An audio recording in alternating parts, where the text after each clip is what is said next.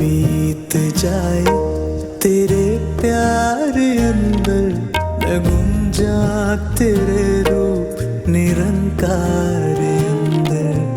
मजबूत रखना विश्वास मेरा, मजबूत रखना विश्वास मेरा। ये जुड़े हैं जो रूहां दे परिवार अंदर, पर बीत जाए तेरे प्यार। कितना सुंदर गीत या प्रार्थना कितनी भी बार सुन ले मन नहीं भरता। वैसे ये सुनकर कुछ याद आया? क्या कहा? भूले ही कहाँ हैं? और कुछ कहा क्या? ऐसा लगता है जैसे वो दिन अभी बीते ही नहीं, हम घर लौटे ही नहीं और अब भी वहीं हैं। बिल्कुल सही। ओ सॉरी दोस्तों, आप सब प्लीज कंफ्यूज मत हो जाना। एक्चुअली ये बात मेरे और मेरे मन के बीच चल रही है। हम दोनों अक्सर ऐसे ही बातें करते हैं और मुझे पता है कि आपका मन भी आपसे ऐसा ही कुछ कह रहा है ना। एक बार एक महापुरुष ने सत्संग में बताया था कि कैसे जब एक बहन ने उनसे ये कहा कि मेरे हस्बैंड और मेरे इन लॉज मुझे तो कभी सत्संग जाने से नहीं रोकते पर खुद नहीं आते, मैं ऐसा क्या करूं कि वो लोग भी सत्संग से जुड़ जाएं। तो इन महापुरुषों ने उनसे कहा था, कोई बात नहीं, अगर वो सत्संग नहीं आते तो आप सत्संग घर ले जाओ। सुनकर मुझे लगा था ये क्या बात हुई, सत्संग घर ले जाओ कैसे? तो उन महापुरुषों ने ही आगे बताया था, मतलब सत्संग की शिक्षाओं को घर ले जाओ। इसलिए वहां समागम ग्राउंड्स में उन 5 दिनों में जब मन यही चाह रहा था कि काश ये समागम कभी खत्म ना हो, तो उन महापुरुषों की बात ही याद आ रही थी, जैसे वो मुझसे कह रहे हो, समागम घर ले जाओ ना। क्योंकि मुझे लगता है हमारी फीलिंग्स चेंज हो सकती हैं, मेमोरीज फेड हो सकती हैं, पर जो सीख कर अपना ही लिया वो तो हमेशा साथ रहता है ना। तो चलो आज हम सब अपने आप से पूछते हैं कि हम समागम से अपने साथ क्या लेकर आए हैं। वॉइस डिवाइन के इस एपिसोड में मैं सविता हाजिर हूँ आपके साथ मिलकर आत्म मंथन करने के लिए। नमस्कार, धन निरंकार।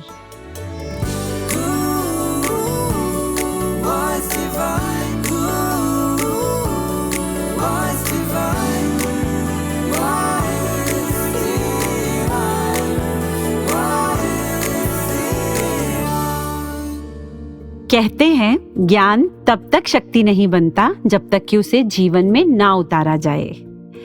जीसस क्राइस्ट ने अपने एक उपदेश में कहा था, जो कोई भी मेरे इन शब्दों को सुन रहा है, अगर वो सुनकर भी इन्हें जीवन में नहीं उतारता तो वो उस मूर्ख इंसान की तरह है जिसने अपना घर रेत पे बनाया है। जब बारिश होगी, तूफान आएगा तो वो घर ऐसे ढह जाएगा जैसे कभी बना ही नहीं। और जो कोई भी मेरे इन शब्दों को सुनकर तुरंत जीवन में उतार लेगा, वो उस समझदार इंसान की तरह है जिसने अपना घर मजबूत चट्टान पे बनाया है, और जब बारिश होगी, तूफान आएगा तो उस घर का कुछ नहीं बिगड़ेगा। यानी लाइफ में सद्गुरु के वचनों की नींव स्ट्रॉन्ग फाउंडेशन, अपनी मर्जी की जिंदगी जीना वीक फाउंडेशन, मतलब putting the teachings into practice. Why not ask ourselves, हम कितनी प्रैक्टिस करते हैं उसकी जो सुनते हैं? कुछ सवाल तो हमें खुद से भी करने चाहिए ना। और इन सवालों के जवाब ही ये तय करेंगे कि हमने अपने लिए क्या चुना है, विजडम या मूर्खता, मुश्किलें चुनी है या एक खूबसूरत प्यारी जिंदगी। क्योंकि सिर्फ सुनते रहने से तो कुछ बदलने वाला नहीं। परमात्मा का काम हमारे कानों तक आवाज पहुंचाना है, और ये हमेशा पहुंचाता है। पर मानना ना मानना हमारी मर्जी। God never forces us to do what he says. हम जो मर्जी करें, चाहें, सोचें, चुनें, दोस्ती, दुश्मनी, प्यार, नफरत, अच्छाई, बुराई, कुछ भी ये कुछ नहीं बोलता भाई, रोकता तक नहीं। प्यार करता है ना हमसे तो चाहता है इस फ्रीडम को फील करें। कभी कभी तो लगता है नहीं करना था ना इतना प्यार, शायद नहीं देनी थी इतनी आजादी कि अपनी जिंदगी अपने ही हाथों तबाह कर लें। देख तो रहे हैं इसके नतीजे, ये bomb blasts, terror attacks, Wars, murders, robberies. कहाँ ये फ्री विल मिली थी खुद को अपने हाईएस्ट सेल्फ तक पहुंचाने के लिए, और देखो ना इंसान कहाँ पहुंच गया। सही लिखा है किसी शायर ने, ऐ खुदाया तेरी दुनिया वाले यूं उजालों का पता देते हैं, बात करते हैं चांद तारों की और चरागों को बुझा देते हैं। कैसे गमखार कैसे हमदम हैं, दोस्ती में किसी से क्या कम है, गिरने वालों को उठाने के लिए उठने वालों को गिरा देते हैं। ऐ खुदाया तेरी दुनिया वाले यूं उजालों का पता देते हैं। काश इंसान ने परमात्मा की बात मानकर, इसके मैसेजेस सुनकर इस फ्रीडम का मिसयूज ना किया होता तो आज दुनिया स्वर्ग होती। क्योंकि जब हम इनके मैसेजेस को समझकर अपने जीवन में उतारते हैं तब क्या होता है, आइए सुनते हैं संपूर्ण अवतार बानी के इस पावन शब्द में। मनिए जे कर बचन गुरुदा, मनिए जे कर बचन गुरुदा, उस तत गुरु दी होवेगी आपे सिमरन होवेगा ते, आपे सिमरन होवेगा ते, दुर्मत दूर खलोवेगी।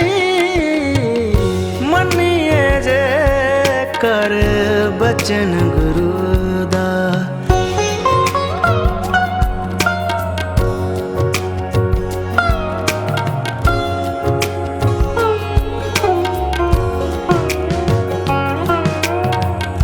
गुरु बचन है ज्ञान गुरुदा, निरंकार है इसदा नाम, निरंकार है इसदा नाम।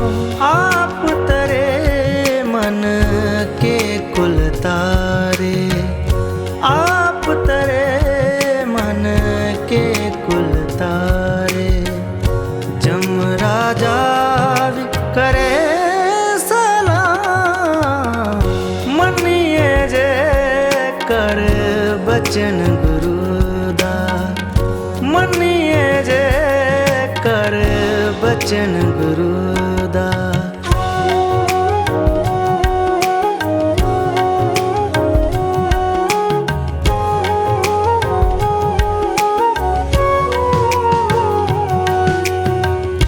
पाणा मन्ने निरंकार दा, सतगुरु ते विश्वास करे, सतगुरु ते विश्वास करे।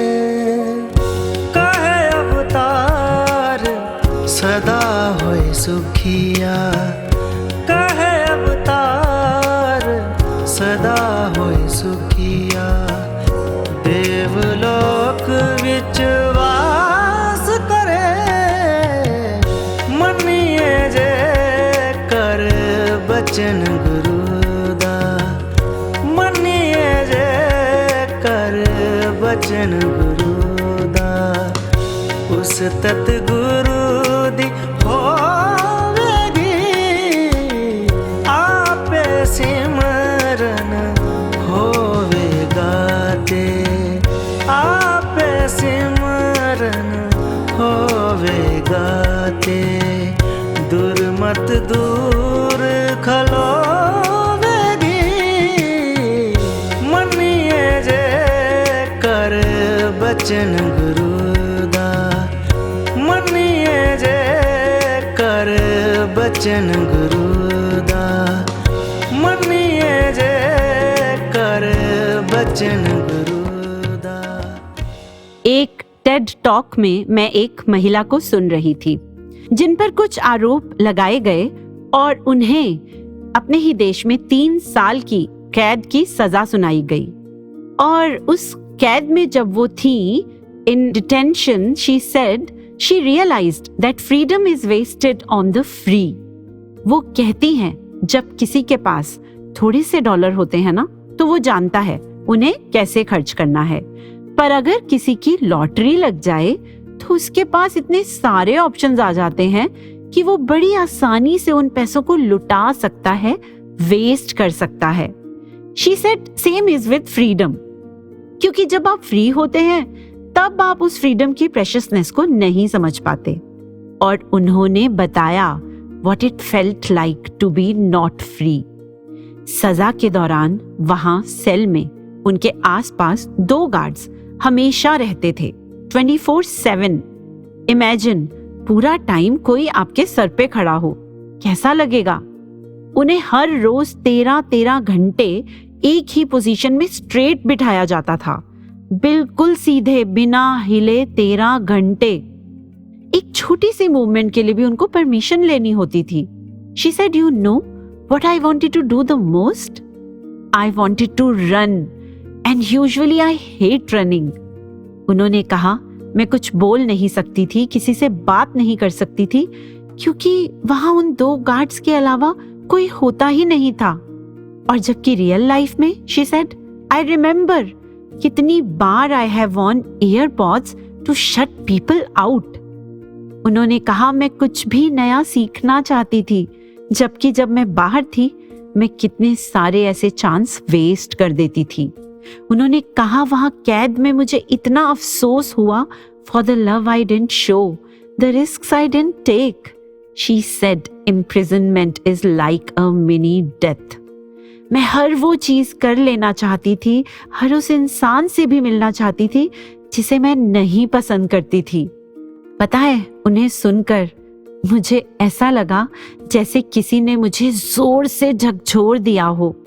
फिर अपने आसपास देखा कि आज हम सब जो ऐसे आजाद घूम रहे हैं, अनगिनत पॉसिबिलिटीज और अपॉर्चुनिटीज के साथ इतने सारे लोगों से घिरे हुए, कितनी बार सामने घर में लोग बैठे होते हैं और हमें अपने मोबाइल से फुर्सत ही नहीं होती। वहां समागम ग्राउंड्स में जब सेवाओं के दौरान एक बार हम सभी ब्रेक में चाय पी रहे थे, तो एक बहन जिन्होंने चाय नहीं ली, वो बताने लगी कि वो अपने घर में हर रोज सुबह अपनी मम्मा के साथ चाय पीती हैं, अदरक, सौंफ, तुलसी, इलायची सब डाल के, और वो उनके दिन का सबसे प्यारा टाइम होता है। तो मैंने पूछा फिर आपने अभी चाय क्यों नहीं ली? तो उन्होंने कहा कि उनको और उनकी मम्मा दोनों को चाय ज्यादा पसंद ही नहीं, they are not so fond of T.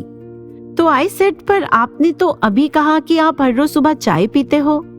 फिर वो जो बोली कि असल में हम दोनों अपने अपने कामों में बहुत बिजी रहते हैं, दोनों वर्किंग है ना, इसलिए हर सुबह चाय के बहाने एक दूसरे के साथ थोड़ा वक्त बिता लेते हैं। मन भर आया था सुनकर, और सोचा कि वो चाय में सिर्फ अदरक, सौंफ, तुलसी, इलायची ही नहीं, एक दूसरे के लिए कितना सारा प्यार घोल कर पीती होंगी। जरूरी तो नहीं ना किसी की कद्र करने के लिए उसके ना होने की या उसकी यादों की वेट करें। Don't wait too long, not for the words, not for the hug, not for the dream, because silence grows louder with time, because warm hands turn cold, because the window doesn't stay open forever. Later, the message feels too late.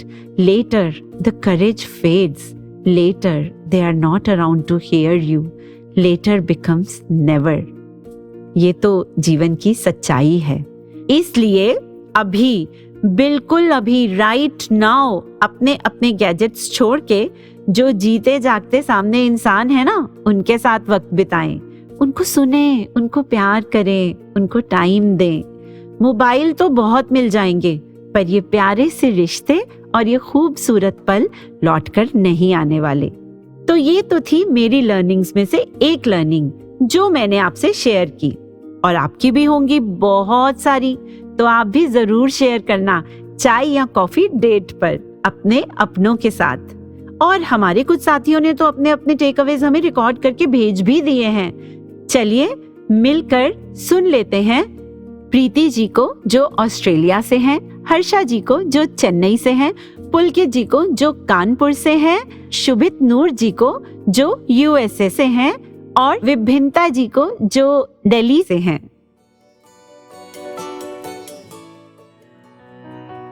During this Sant Samagam, we were blessed with a seva in form of performance in Guru Vandana.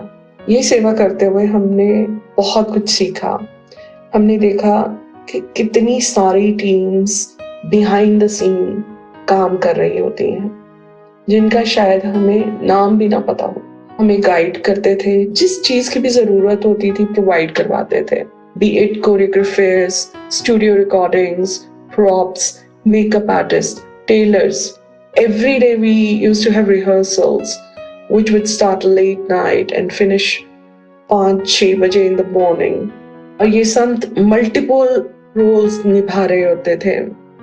दासी के साथ जो team थी, even they would finish rehearsals sometimes early in the morning, get couple of hours of sleep, और फिर से अपनी uniform पहन के हाजिर हो जाते थे सेवा में। तो ये देख के बस यही मन से निकलता था, ये सदगुरु धन है तू और धन है ये गुरसिख जो किस किस तरीके से अपने इष्ट को रिझाते हैं। शुक्राना निकलता है सदगुरु, शुक्राना आप जी का। What I learned from the Samagam topic Atma Manthan is that I can never lie to two entities. One is Paramatma and the other is my consciousness, that is myself. The Samagam topic Atma Manthan, that is self-introspection, Mataji has given us such a beautiful tool which will help us keep evaluating our own self at every point of life. It has actually helped me to find my virtues. Am I able to judge myself at every point of time? What am I doing? Is it right? Is it wrong? Am I applying the Gyan? The moment I get engulfed in worldly tensions, I remind myself, who am I? And immediately this thought takes me to a positive way that yes, I have to keep implementing the topic into my life and not look here and there.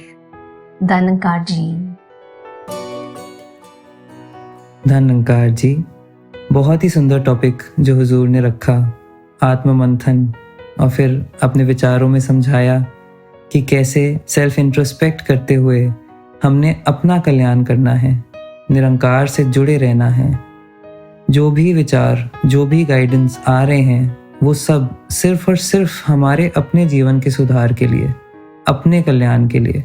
हमने किसी की भी कमियां ना देखते हुए सिर्फ अपने अंदर झांकना है।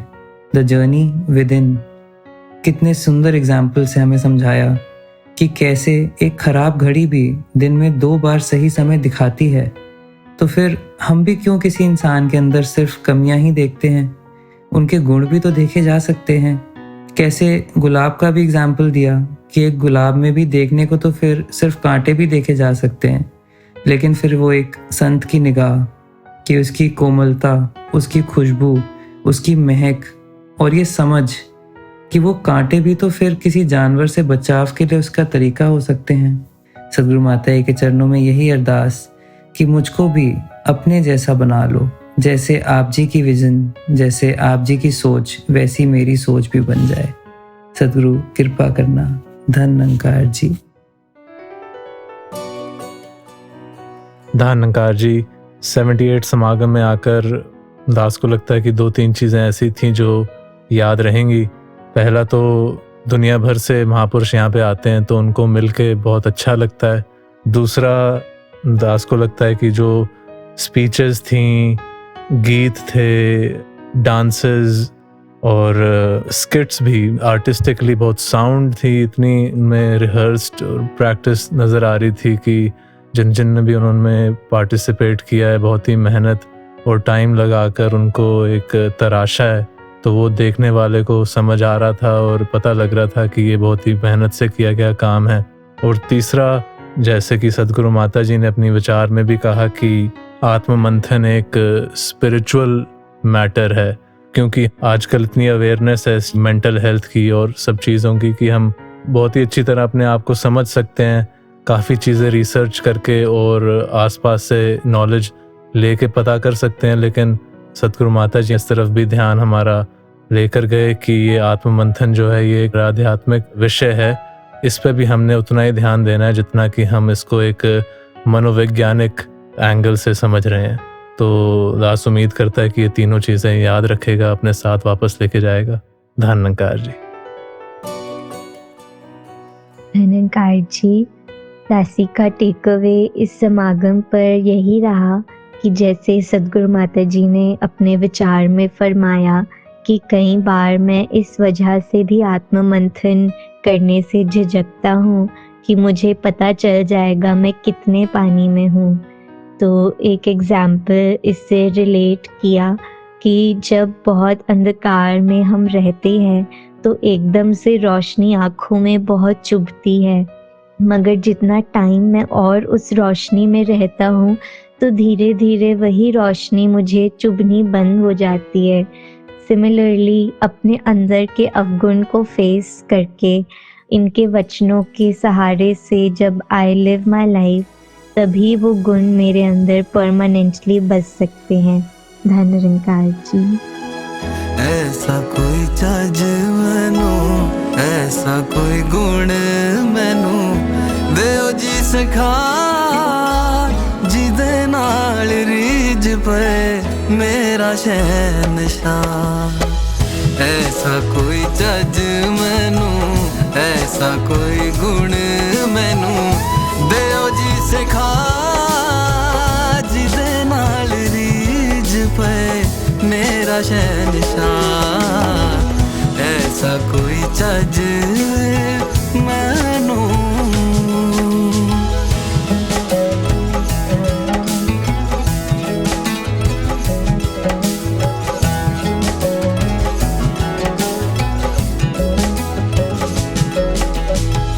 संता वाले गुण कोई नाही मेरे कोल ने, नू पावे मिठी बोली मेरे कोड़े बोलने।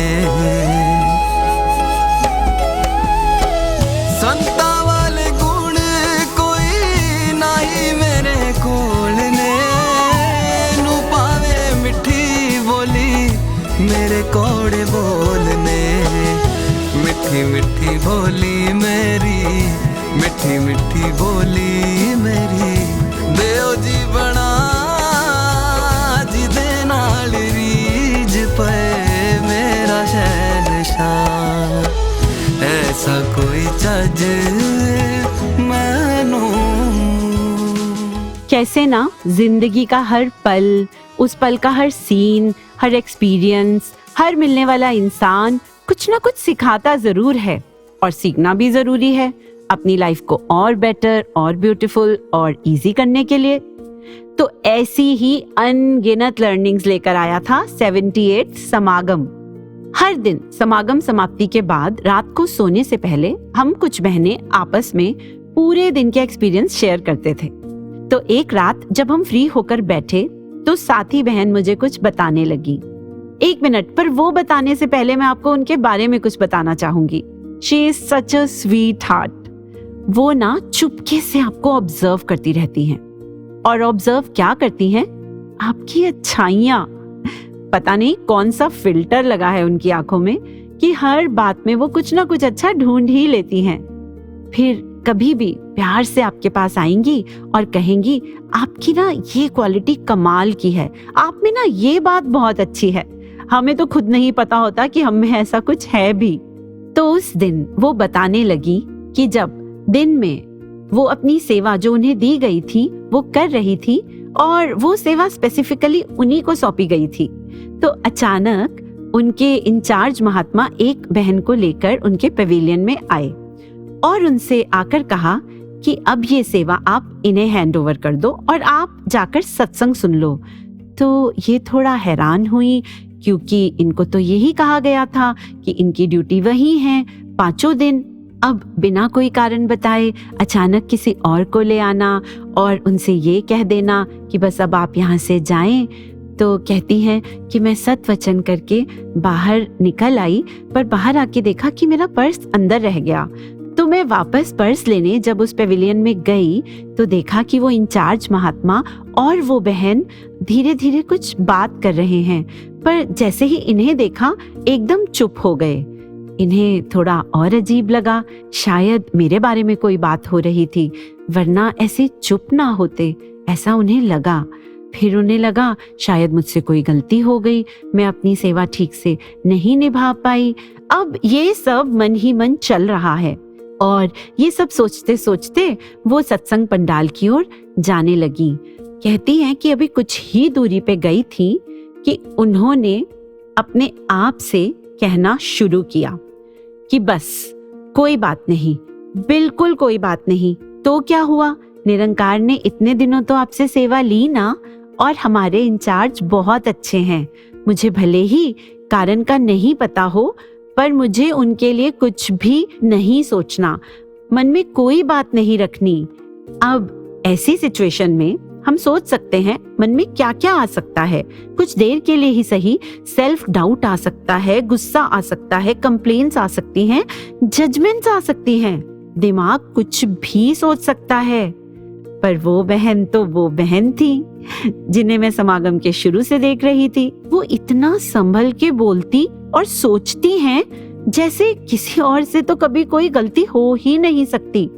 तो इस सब के बाद भी वो खुद को पॉजिटिव ही करते करते सत्संग पंडाल में जाकर बैठ गई और सत्संग सुनने लगी। फिर शुरू हुए सद्गुरु के प्रवचन, और पता है उस दिन प्रवचन में क्या आया, चलिए मैं आपको सुनवा ही देती हूँ।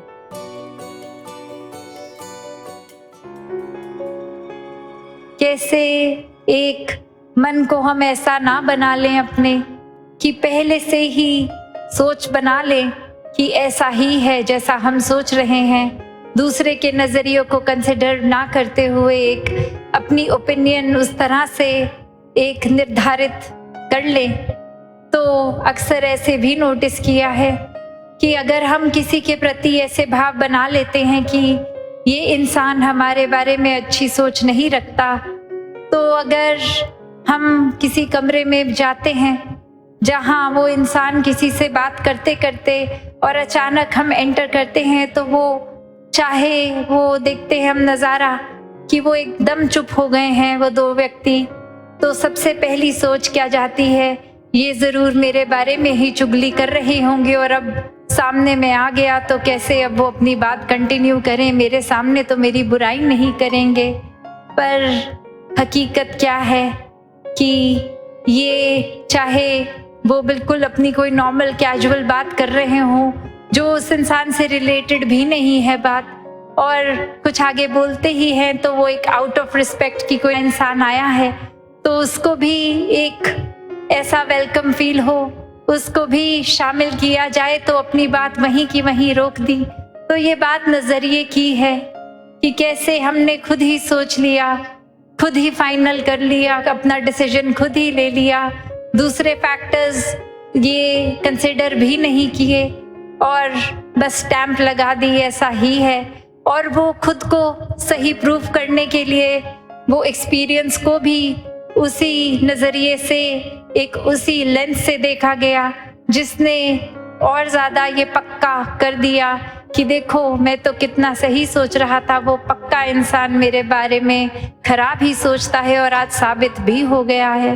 तो ऐसा ही ये समागम के कितने दिनों से महापुरुष आईना इस शीशे का उदाहरण देते जा रहे हैं। तो बात वही कि हमारे अंदर जो है हम बाहर भी वही ढूंढते हैं, हम संसार में भी वही ढूंढते हैं। सुना आपने, सद्गुरु ने कहा हमारे अंदर जो है हम बाहर भी वही ढूंढते हैं। इसका जीता जागता एग्जाम्पल वहां मेरे सामने बैठा था, क्योंकि उस कुर्सी के पास सिर्फ प्यार था, तो उन्होंने हर सिचुएशन में प्यार ही ढूंढा। पर आपने देखा इनका गुरसिक तो गुरसिक, कैसे सतगुरु ने उसी दिन उसी समय ये समझा दिया और पक्का कर दिया कि कभी भी असम्पशंस नहीं पाल लेने।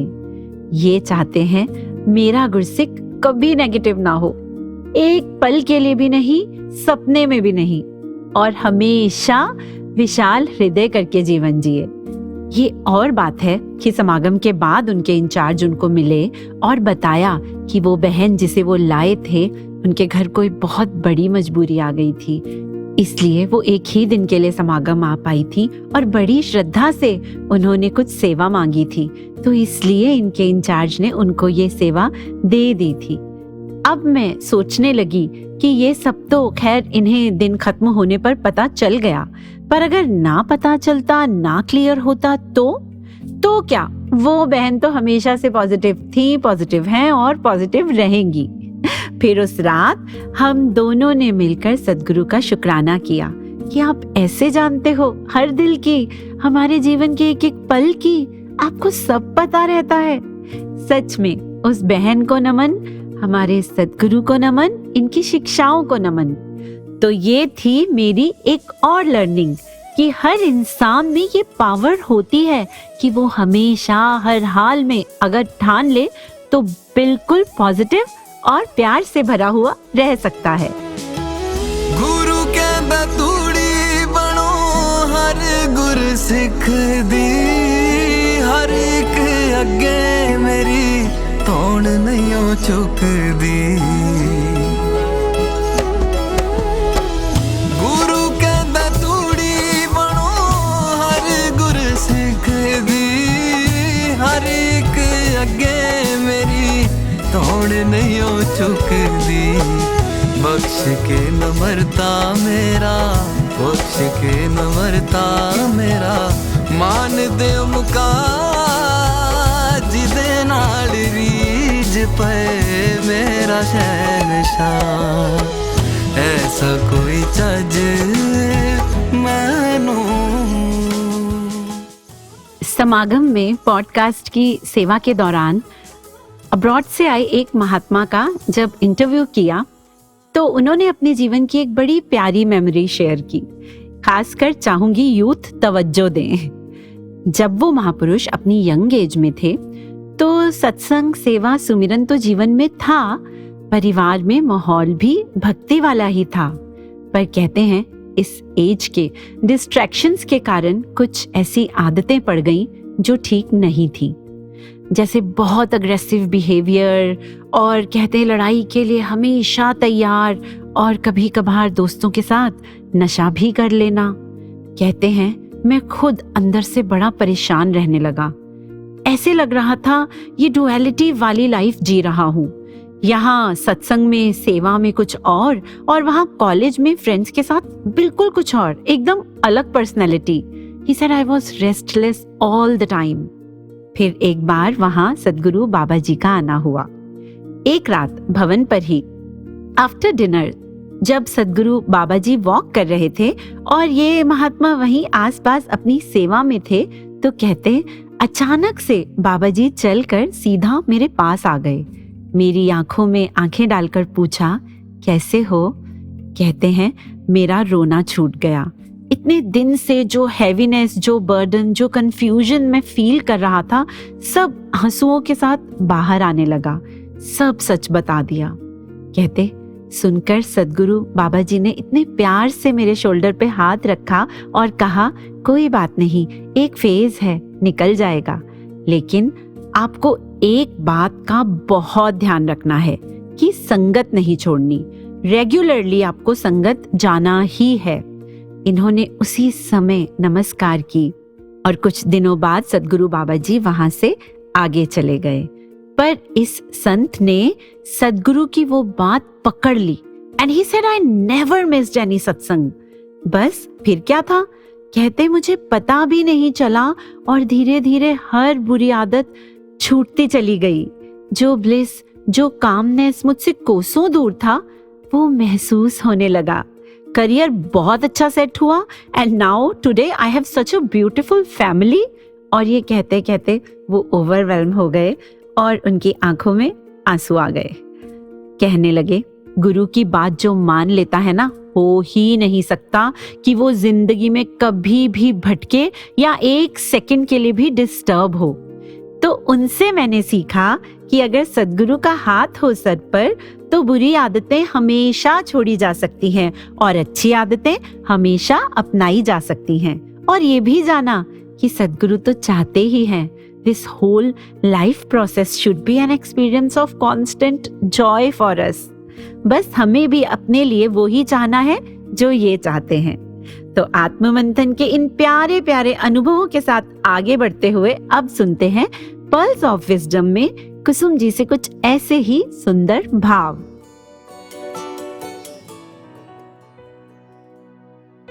कहीं सुना कि कोई कह रहा था सतयुग में देवता और दानव यानी असुर अलग अलग लोक में रहा करते थे और उनमें अक्सर लड़ाइयां हुआ करती थी।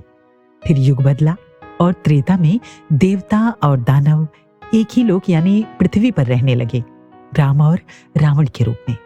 फिर युग बदला और द्वापर में देवता और दानव एक ही परिवार में रहने लगे, कृष्ण और कंस या फिर कौरव और पांडव के रूप में। युग ठहरा नहीं, फिर बदला और अब कलयुग में देवता और दानव एक ही देह में रह रहे हैं, इंसान की अच्छाई और बुराई बनकर। आप सबने समुद्र मंथन की वो कहानी सुनी है और शायद कई बार सुनी होगी, है ना? ये भी सुना कि कैसे देवताओं और दानवों ने मिलकर समुद्र का मंथन किया था और उसमें से पहले विष, फिर धन, रत्न और औषधियों सहित तमाम चीजें निकली। आखिर में उस मंथन में अमृत भी निकला। ये तो बहुत लंबी कहानी है, मैं वो कहानी नहीं सुना रही। मैं पहले तो बस ये कहना चाहती हूँ कि कहानियां दरअसल सिंबॉलिक होती हैं, ये हमें सिर्फ समझाने के लिए होती हैं। हाँ, तो अब इस कहानी को समझने की कोशिश करते हैं। मन एक समुद्र है, गहरा, बहुत गहरा समुद्र। देवता और असुर हमारे ही भीतर हैं, हमारे वे दुर्गुण जो हमें गलत रास्ते पर चलने को प्रेरित करते हैं, वो असुर हैं। और हमारे वो सद्गुण जो हमें सही रास्ते पर चलाते हैं, नेक इंसान बनाते हैं, वही देवता हैं। जो विचार दुख, क्लेश और विकार बनकर हमें बीमार करते हैं, वही दरअसल हलाहल यानी विष हैं। और जो भाव हमें परमपिता परमात्मा से जोड़ते हैं, अमृत की ओर ले जाते हैं, वही अमृत। ये संघर्ष भीतर ही भीतर चलता रहता है और हमें बेचैन करता रहता है। इस बार समागम में सद्गुरु ने आत्म मंथन का टॉपिक दिया है। हालांकि ये इतना भी आसान नहीं है जितना कि हमारा कहना, लेकिन करना तो है। तो चलिए अब अच्छी तरह से हम आत्म मंथन कर ही लेते हैं। सबसे पहले तो हम अपने भीतर देखें। हमारे पास निरंकार का आधार है, सद्गुरु के वचन हैं, जिन्हें हम अटल अडिग मंद्राचल पर्वत बना लेते हैं और फिर सांसों की वासुकी बनाकर अपने भीतर के देवता और दानव की ताकत उसमें लगा देते हैं और फिर मन के समंदर में उतर जाते हैं।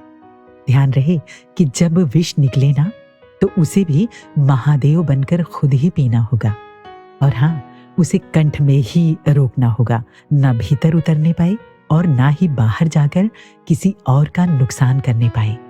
यकीनन इस मंथन में भी बहुत कुछ निकलेगा जो हमारे जीवन जीने के लिए जरूरी है, लेकिन हमें उन चीजों पर नहीं ठहर जाना है। हमें तो परम आनंद यानी अमृत की ओर बढ़ना है। परम आनंद यानी अमृत, यानी ये निराकार जो सद्गुरु की कृपा से पहले से ही हमने जाना है, लेकिन कहीं ना कहीं इस पर दुनियावी परतें चढ़ जाती हैं।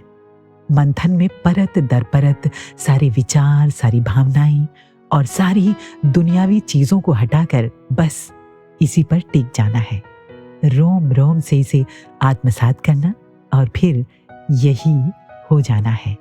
यही आत्म मंथन का और जीवन का उद्देश्य भी है।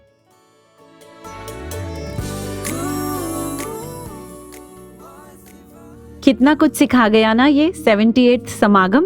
अब कितना कुछ है करने को हमारे पास, पर क्या करें, कभी कभी ऐसा भी लगता है एक चीज ठीक करो तो दूसरी छूट जाती है, दूसरी पे काम करो तो कुछ और भूल जाता है। लेकिन ये भी सच है कि इस एक निरंकार को अगर बीच में डाल लें तो सब कुछ जैसे अपने आप होता चला जाता है, पर होगा तभी जब इच्छा होगी। एक बहुत सफल इंसान से एक रिपोर्टर ने पूछा, आपकी सफलता का रहस्य क्या है? उन्होंने जवाब दिया, एक ही रहस्य है और वो है सफल होने की इच्छा। कहते हैं, मैंने जब काम शुरू किया तो बहुत छोटे पैमाने से शुरू किया और यही सोचा 1 डे एट अ टाइम वाला रूल फॉलो करूंगा। तो उस दिन से हर एक दिन में मैंने ये सोचा कि बस आज का ही दिन है मेरे पास, तो मैंने वो सब कर डाला जो मैं कर सकता था। बस यही टेक्निक आज मुझे यहाँ ले आई। तो दोस्तों, अब हमारे पास भी सिर्फ ये आज ही है। तो जब कभी भी जो सीखा उसे इम्प्लीमेंट करना मुश्किल लगे, डर सताए, डिस्ट्रैक्शंस आए, आलस तंग करे, चिंता भरमाए, तो हम एक एक्सपेरिमेंट कर सकते हैं, जो मैंने किया और मेरी लाइफ में तो बहुत कारगर सिद्ध हुआ। उस एक्सपेरिमेंट, उस एक्टिविटी का नाम है सिर्फ आज के लिए। जैसे हम अपने आप से कह सकते हैं कि सिर्फ आज के लिए मैं ये कोशिश करूंगी कि जो भी इस दिन में परमात्मा मेरे लिए लाएगा, मैं उसे खुशी खुशी स्वीकार करूंगी। सिर्फ आज के लिए मैं अपने स्वास्थ्य का पूरा ध्यान रखूंगी और कुछ नया जरूर सीखूंगी। सिर्फ आज के लिए मैं किसी के लिए कुछ ऐसा करूंगी कि उसे कंफर्ट महसूस हो और उसके चेहरे पे स्माइल आए। सिर्फ आज के लिए मैं किसी की भी गलतियां नहीं देखूंगी, ना ही उनके बारे में बात करूंगी। No criticism, no gossip. सिर्फ आज के लिए मैं केवल इस दिन में जीने की कोशिश करूंगी और प्रेजेंट में पूरी तरह प्रेजेंट रहकर हर सुंदर चीज का आनंद लूंगी। सिर्फ आज के लिए मैं हर पल परमात्मा के एहसास में रहूंगी और हर बात के लिए इनका शुक्रिया अदा करूंगी। पता है, अगर 12 घंटों के लिए हम ये कर सकते हैं तो पक्का 100% जीवन भर भी कर सकते हैं, अगर करना चाहें तो। ऐसा मुझे लगता है। Where there is a will, there is a way। पुरानी कहावत है पर सच है। आप सबके भी जरूर अपने अपने यूनिक वेज होंगे, जो सीखा उसको इम्प्लीमेंट करने के लिए। तो आप भी जरूर ट्राई करना, ताकि जब हम सब अगले साल 79th समागम में प्रवेश करें, सद्गुरु के समक्ष जाएं, तो अपने अपने अंदर बहुत से बेहतर बदलावों के साथ जाएं। इसी में तो इन समागमों की और हमारे जीवन की सार्थकता है। तो अंत में सद्गुरु माता सुदीक्षा जी महाराज से यही प्रार्थना कि ऐसे ही हम सब आप जी से हमेशा सीखते रहें और भक्ति पथ पर आप जी के ही अनुसार आगे बढ़ते रहें। तो एक बार फिर 78th एनुअल निरंकारी संत समागम की खुशनुमा संपन्नता के लिए आप सभी को ढेर सारी बधाई और मुबारक पूरी वॉइस डिवाइन टीम की ओर से। तो मुझे दीजिए इजाजत। नमस्कार, धन निरंकार। तू है साज मेरा, तू आवाज मेरी, तू है साज मेरा, तू आवाज मेरी, तू हर तात साया रखे लाज मेरी, तू हर तात साया रखे लाज मेरी, तू है साज मेरा, तू आवाज मेरी, तू हर तात साया रखे लाज मेरी। माणक गीत गावा तेरी तार अंदर, मैं गुंजा तेरे रूप निरंकार अंदर। उम्र बीत जाए तेरे प्यार अंदर, मैं गुंजा तेरे रूप निरंकार अंदर। मजबूत रखना विश्वास मेरा, मजबूत रखना विश्वास मेरा। ये जुड़े जो रूहां दे परिवार